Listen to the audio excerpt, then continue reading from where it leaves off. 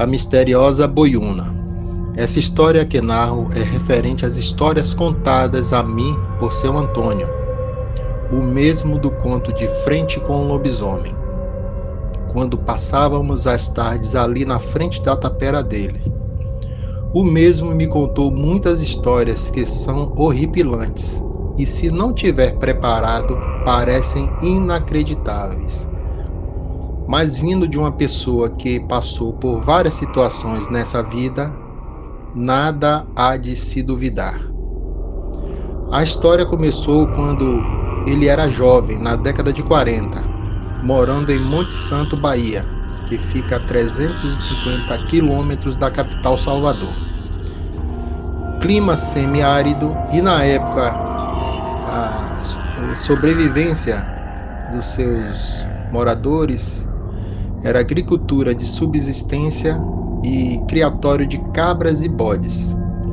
Seu Antônio, na época, estava jovem e tinha seus sonhos e ficou sabendo, por intermédio de um amigo, que estavam recrutando homens para ir ao Amazonas retirar látex dos seringais, devido à Segunda G, que estava avançando pela Europa e afetando a América. Ele me contou que não tinha nada a perder, pois ali onde morava ele não tinha uma visão de futuro. Encarou essa aventura de soldado da borracha, que serviam diretamente à produção de pneus e materiais impermeáveis na época. Ele e o amigo saiu da cidadezinha onde morava e foi para uma próxima, onde o governo brasileiro estava alistando com promessas de treinar e transportar os brasileiros, principalmente do Nordeste, diretamente para as áreas de extração na Amazônia, com promessas de que quem fosse voltaria rico, pura ilusão segundo ele. Fazendo todo o processo de alistamento e recebimento de seu kit básico de seringueiro, ele e vários homens saíram de Pau de Arara até o Ceará e de lá para o Pará, pegando a embarcação até Manaus. Viagem essa que durou muito tempo e que quase não tinha alimentação adequada e em situações muito precárias na embarcação. Segundo ele, a situação piorou quando ele chegou ao assentamento próximo às áreas de extração do látex na Amazônia, que eram áreas controladas por coronéis que mandavam em tudo, inclusive seus mantimentos para a sobrevivência. Segundo ele, já chegou devendo pela comida e o abrigo que ali ele teria no assentamento. Na visão dele, virou escravo, pois a dívida que eles tinham nunca acabava com o coronel. Seu Antônio tomou treinamento e logo foi largado numa trilha que, segundo os nativos, era amaldiçoada, pois dias atrás um seringueiro sumiu sem deixar vestígios, deixando para trás todo o seu material de trabalho. Como muitos seringueiros, por se sentirem em trabalho escravos, fugiam do coronel e seus capangas que andavam armados. Pensaram que ele tinha fugido, mas no acampamento tinham alguns índios e caboclos que não gostou nada do que viu. A mata era fechada e tinha todo tipo de armadilha, como onças, cobras, mosquitos da malária, dentre outros perigos. Seu Antônio, mesmo com toda dificuldade, aceitou sem pestanejar a trilha, com a tarefa de coletar ao menos 10 quilos de borracha por dia. Para isso ele trabalhava em torno de 18 horas. Foi quando, passado uma semana de trabalho árduo, ele, que estava muito cedo na selva fechada e tinha acabado de chegar antes do sol raiar, ouviu um sibilar alto e ficou parado para tentar localizar de onde vinha aquele barulho.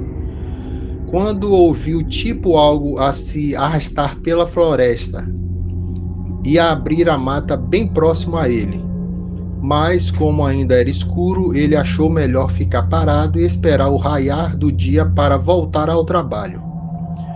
O dia raiou e ele adiantou o trabalho que já estava atrasado e acabou esquecendo de averiguar o que tinha passado ali na madrugada.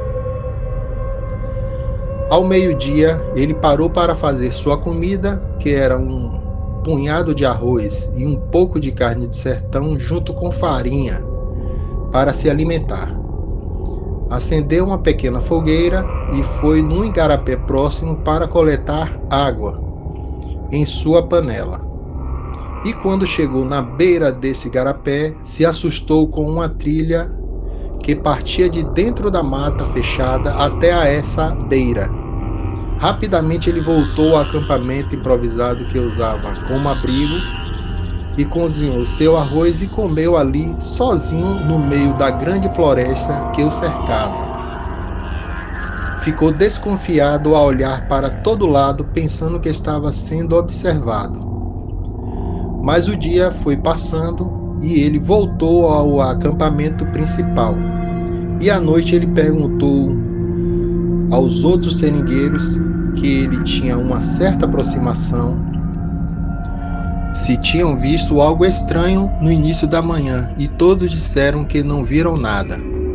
E ele comentou o que tinha visto no igarapé ao meio-dia, e um dos índios falou na hora que era a cobra grande, a famosa boiúna. Ele contou que alguns índios de sua tribo, uns anos antes, foram pescar à noite, e no meio da madrugada se encontraram com essa poderosa cobra chamada no norte de boiúna. Quem viveu para contar a história disse que ela era gigantesca. Ela veio debaixo do barco, que tinham 3 índios melhores caçadores da tribo, e o emborcou, jogando todos na água gelada do Rio Negro. Todos entraram em pânico no meio do nada e no maior breu. Apenas um dos índios conseguiu sobreviver a esse encontro, e até hoje não foram encontrados os corpos dos outros 2. Na aldeia foi ordenado pelo cacique que nenhuma criança ficasse fora das ocas à noite, e o pajé, logo em seguida, fez uma pajelança para acalmar os espíritos da mata e um funeral simbólico para os entes desaparecidos. Todos ali no dormitório se entreolharam e ficaram chocados com aquela história. Mas seu Antônio achou que fosse apenas lenda e não acreditou. Riu e em seguida foi tomar uma cachaça para dormir, pois acordava muito cedo para trabalhar.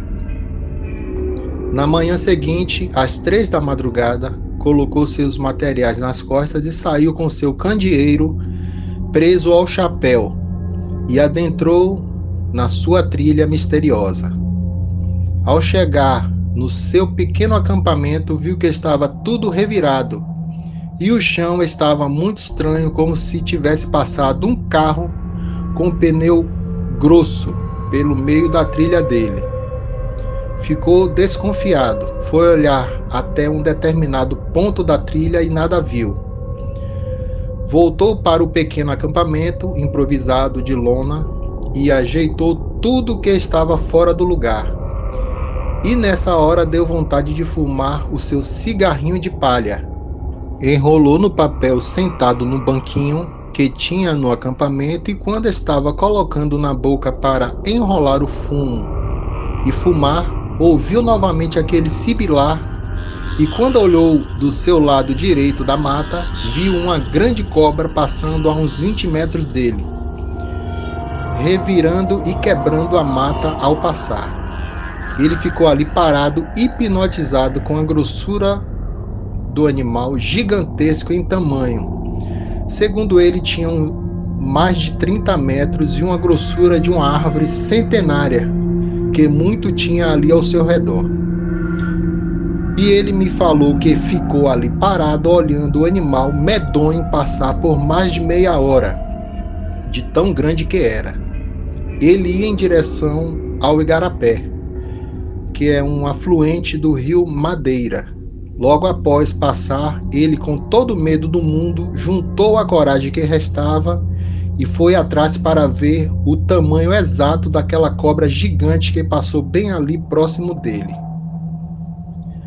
No igarapé onde ela tinha acabado de entrar, ele viu o rastro igual ao do dia anterior e ainda dava para ver aquele monstro submergindo indo em direção ao rio principal. E ele se espantou com o tamanho do animal que estava bem ali à sua frente. Voltou correndo para o acampamento improvisado e logo correndo para o principal e pediu dispensa na hora. Falou que não ficaria nessa maldito acampamento nem mais um minuto. O coronel o ameaçou, mas por sorte de seu Antônio, neste dia foi uma guarnição do exército que viu o estado de pânico que ele se encontrava e o levou junto com eles. Seu Antônio foi remanejado para um seringal comandado por outro coronel mais próximo da civilização, no Pará. E lá ele viveu uns anos e partiu para outras aventuras que contarei em breve aqui no canal. Espero que tenham gostado. Até o próximo vídeo. Deixe seu like e se inscrevam no canal. E não esqueçam de mandar o seu relato assombrado no nosso e-mail. Grande abraço.